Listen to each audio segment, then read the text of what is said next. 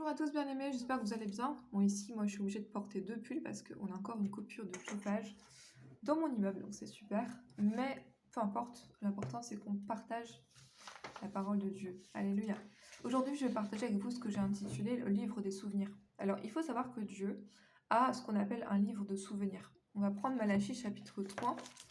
Dieu en fait a un livre où toutes les bonnes actions, toutes les choses louables qu'on a fait dans notre vie sont écrites et il a ce livre périodiquement, en fait il consulte ce livre. Et c'est pour ça que parfois, eh bien, on est récompensé pour des choses qu'on a fait il y a longtemps. Gloire à Dieu. Malachie,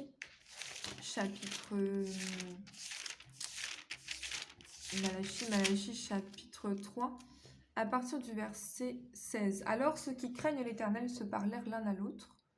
L'Éternel fut attentif et il écouta. Et un livre de souvenirs fut écrit devant lui pour ceux qui craignent l'Éternel et qui honorent son nom. Gloire à Dieu. Donc Dieu se souvient de nous lorsqu'il consulte le livre et qu'il se dit tiens, ma fille a fait ça et je l'ai pas encore récompensé. En fait, c'est un peu le même principe que ce qui est arrivé dans Esther chapitre 6. Quand le roi n'arrivait pas à dormir, il a consulté les annales et il s'est aperçu de la bonne action qu'avait fait Mardochée. Et ensuite, il a demandé mais est-ce qu'il a été récompensé pour ce qu'il a fait? Gloire à Dieu. Esther, chapitre 6. On va prendre ça rapidement pour que vous compreniez le principe du livre des souvenirs. Esther, chapitre 6. Ok, à partir du verset 1. Cette nuit-là, le roi ne put pas dormir et il se fit apporter le livre des annales, les chroniques. On les lut devant le roi et l'on trouva écrit ce que Mardochée avait révélé, etc. Donc en fait, le livre de souvenirs, c'est un peu comme le livre des chroniques. C'est-à-dire que tout ce qu'on a fait de bon est écrit. Ça veut dire qu'en fait, il n'y a rien. C'est ça que je voulais vous communiquer aujourd'hui. C'est que tout ce que vous faites pour Dieu n'est jamais perdu. Tout est écrit. Oh, gloire à Dieu. Et on va voir ça aujourd'hui. Nous sommes dans 2 Rois, chapitre 15 aujourd'hui. Et alors, ce qui m'intéresse aujourd'hui, parce qu'on a en fait dans le 2 Rois, chapitre 15, c'est la fin des rois d'Israël. Et on a vraiment une déchéance totale. On voit vraiment que le jugement est très proche. Mais au sein de ces ténèbres, en fait, il y a une lumière qui se manifeste ici. Donc premièrement, on a la description d'Azaria, le roi de Juda. Ensuite, on a tous les rois d'Israël qui sont vraiment plus iniques les uns que les autres. Et ensuite, on a Jotham, le roi de Juda, qui va faire quelque chose de positif. Et c'est intéressant, c'est que la Bible nous le retranscrit. Ça veut dire que ça a été quelque chose que Dieu a remarqué. On va lire à partir du verset 30... Ok, je vais prendre 2 Chroniques 27, c'est le même récit ici, mais plus détaillé. 2 Chroniques 27 à partir du verset 3, à propos de Jotham. La Bible dit « Jotham bâtit la porte supérieure de la maison de l'Éternel, et il fit beaucoup de constructions sur les murs de la colline. » Gloire à Dieu. Donc ça c'est intéressant, c'est que après avoir décrit le comportement inique de tous les rois d'Israël, eh bien Dieu nous met en lumière ce comportement approuvé par Dieu, donc de Jotham. Il a reconstruit la porte supérieure. Et ça c'est quelque chose, vous savez, il n'y a pas de détail anodin dans la parole de Dieu. Donc ceci avait attiré l'attention de Dieu. Gloire à Dieu. Je vais prendre quelques exemples dans la parole de Dieu de personnes qui ont attiré l'attention de Dieu. Et on peut imaginer que ça a été écrit dans le livre des souvenirs. Premièrement, ce sont les princes d'Israël dans Nombre chapitre 7. Alors, dans Nombre chapitre 7, on peut avoir une description qui peut paraître un peu ennuyeuse, mais en fait, elle est très importante.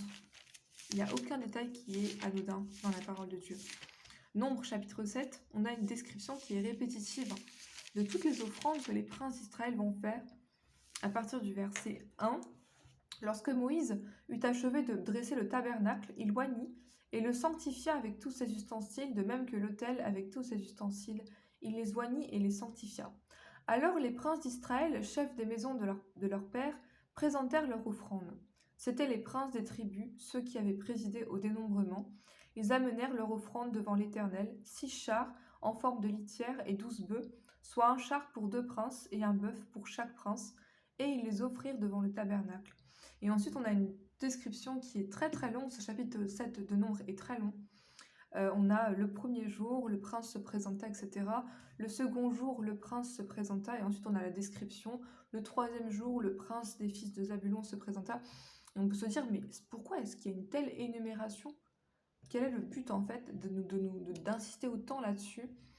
Simplement parce que Dieu considère ça comme très important. Tout ce qu'on fait pour Dieu, en fait, il le remarque et il l'apprécie.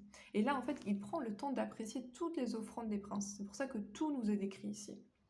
Et les ustensiles, parce qu'en fait, ces offrandes ont permis de fabriquer les ustensiles qui étaient dans le tabernacle. Et ces ustensiles vont être ensuite présents dans le temple. Et vous allez voir que Dieu est particulièrement attaché à ces ustensiles, au point qu'il va même prophétiser à propos d'eux dans Jérémie 27. Vous voyez, donc tout ce qu'on fait pour Dieu, en fait, c'est un caractère sacré aux yeux de Dieu. Dieu, par exemple, si vous êtes parent et que vos enfants vous font des cadeaux, vous allez vraiment en prendre soin. Ça a vraiment beaucoup de valeur à vos yeux. Et de même, tout ce qu'on fait pour Dieu, ça a beaucoup, beaucoup de valeur à ses yeux. Et rien n'est oublié.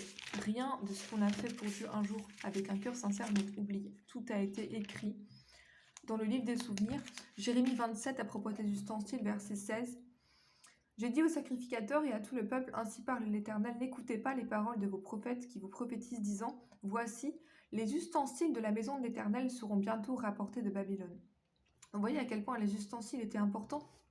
C'était quelque chose qui était même dans la bouche des prophètes. On s'inquiétait pour le sort des ustensiles. Pourquoi? Parce que ces ustensiles avaient été fabriqués à partir des offrandes des princes d'Israël. Ils avaient un caractère sacré. Ça avait beaucoup, beaucoup de valeur pour Dieu. Et dans Daniel chapitre 5, souvenez-vous que le roi Belshazzar en fait avait profané ces ustensiles en buvant et en s'enivrant avec ses grands. Et c'est là qu'en fait est apparue la main et qui a écrit compter, compter, peser, diviser. Gloire à Dieu. Méné, méné, tekel ou farcine. C'est là où en fait Babylone a chuté. Vous voyez, tout ça, ça a beaucoup, beaucoup d'importance pour Dieu. Tout ce qu'on fait, vous voyez, toute la description des offrandes des princes ont été écrites. C'est presque ennuyeux quand on lit ça. On se dit, mais pourquoi est-ce que le Saint-Esprit a écrit tout ça?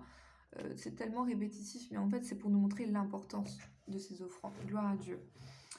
Et dans Ezra chapitre 1, verset 7, eh bien, on va voir que les ustensiles vont être ramenés de Babylone. Vous voyez, on peut se dire, mais ce n'est que des ustensiles, mais non.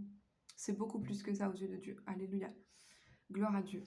Et je vais terminer par un dernier exemple. À cause du temps, je vais juste prendre un autre exemple. Donc, prenez à cœur la chose. C'est-à-dire que tout ce que vous faites pour Dieu, non seulement ce n'est jamais oublié, mais en plus de ça, eh bien, la Bible dit dans Hébreux chapitre 6, verset 10 que Dieu n'est pas injuste pour oublier votre travail. Donc, un jour ou l'autre, sachez que vous serez récompensé. J'encourage quelqu'un aujourd'hui. Rien de ce que vous faites pour Dieu n'est jamais oublié. Dieu est fidèle. Et si la récompense ne vient pas tout de suite, elle vient plus tard, mais elle vient un jour ou l'autre. Alléluia. Gloire à Dieu. Rapidement, mon dernier exemple dans Zacharie chapitre 6. Si j'ai le temps, Zacharie chapitre 6 à partir du verset 10. Tu recevras les dons des captifs Eldaï, Tobija et Jedaïja, et tu iras toi-même ce jour-là, tu iras dans la maison de Josias. Donc ici, eh bien, il devait recevoir les dons des captifs. Et ensuite, au verset 14, la Bible dit, les couronnes seront pour Élem, Tobija et Jedaïja. Un souvenir dans le temple de l'Éternel.